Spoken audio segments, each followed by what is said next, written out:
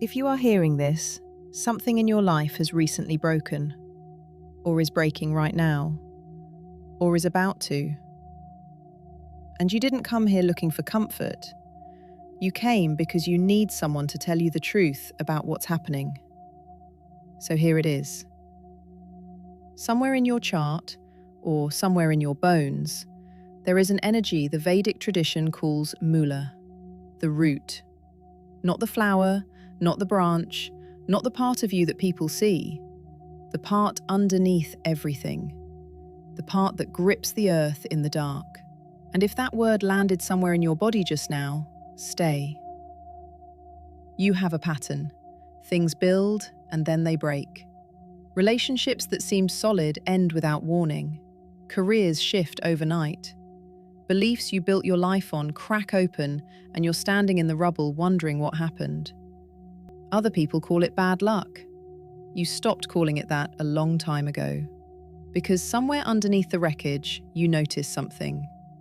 Every time something fell apart, what remained was more true than what was lost. That's not destruction. That's excavation. Mula is the 19th Nakshatra.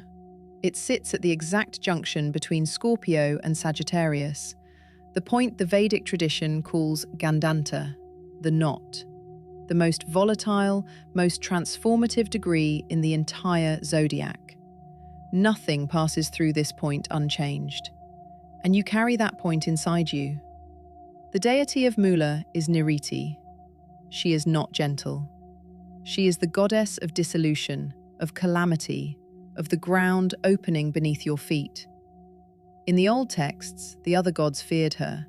She didn't build, she didn't preserve, she undid. But here is what the old texts also say, if you read past the fear. Niriti only destroys what is false. The marriage that was built on performance, the career that was built on someone else's expectations, the identity you assembled from things people told you about yourself before you were old enough to disagree.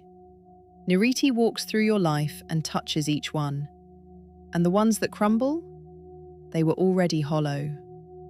The ones that survive her, those are yours.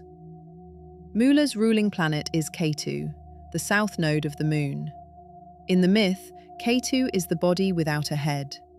He was severed from Rahu during the churning of the cosmic ocean, and he has been searching ever since.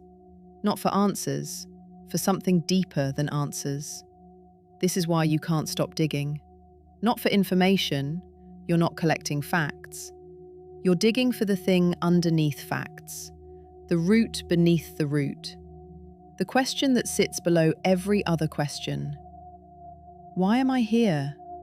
What is actually real? What would be left of me if everything I've built were taken away? You've asked these questions, not in philosophy class, in the middle of the night, alone, after something you loved was gone. Ketu doesn't care about your plans. Ketu cares about your liberation. And liberation, in the Vedic understanding, is not escape. It is the ruthless stripping away of everything you are not, until only what is essential remains.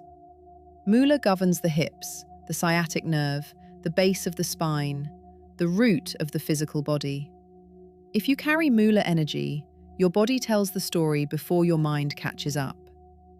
Tight hips, pain that shoots down the leg with no clear cause, a lower body that holds tension like it's bracing for impact, mysterious conditions that doctors can't quite name because Ketu's illnesses don't follow clean diagnostic lines.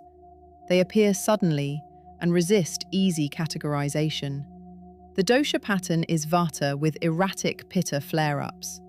Intense energy followed by sudden depletion. You burn hot, then crash cold. The nervous system runs fast, then stalls. What helps? Root vegetables, beets, sweet potatoes, carrots, the foods that grow in the dark, in the earth, where Mula lives. Ashwagandha, the herb whose name means smell of the horse, because it gives you the grounded strength of an animal that doesn't question its own body. And the simplest practice of all, sit on the ground. Not on a cushion, the earth. Let gravity do the work your mind keeps trying to do. You don't trust easily. This isn't a flaw, it's pattern recognition. You've been close to people who wanted proximity to your intensity, but couldn't handle what that actually means. Who liked the version of you that was searching, as long as the search didn't upend anything they were comfortable with. Mula's animal symbol is the male dog, loyal to the death, but only after the trust is earned. And you test, not consciously, not cruelly, but something in you shakes the foundation of every relationship to see what holds. The people who stay through the earthquake are your people.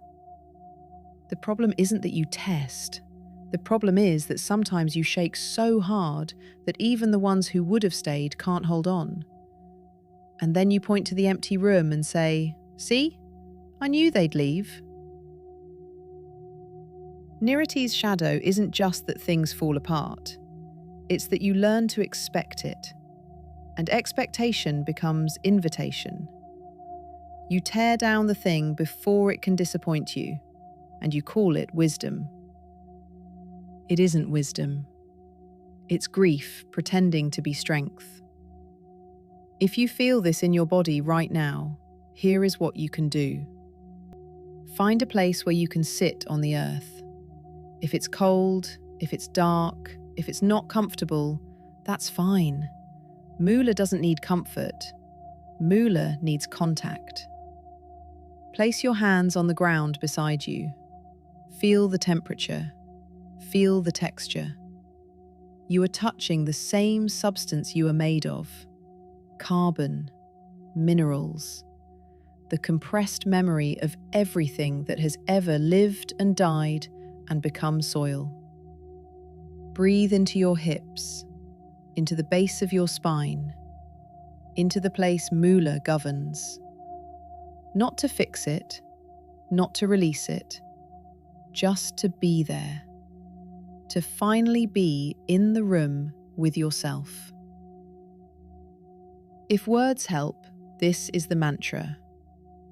Om Gam Ganapataye Namah. Ganesha, the remover of obstacles. Not because Niriti needs to be counteracted, but because after the tearing down, something new needs space to begin. Ganesha clears the rubble. 108 times. Or once, if once is all you have. And then notice, what is still here after everything that fell? What didn't break? That's the root. That's what Mula has been trying to show you all along. Not what you lose, what remains. You are not watching this because you are broken. You are watching this because something in you is ready to stop pretending that the breaking is the problem. The breaking is the method. It has always been the method. Niriti tears down, Ketu strips away, and what's left? The irreducible thing at the center of you that survives every loss, every upheaval, every dark night. That thing is not fragile. It is the root. And roots don't grow toward the light. They grow down, into the dark, into the earth, into the place no one else can see. That's where your power lives. Not in what you've built, in what you are when everything built has fallen. You already know this. You've always known.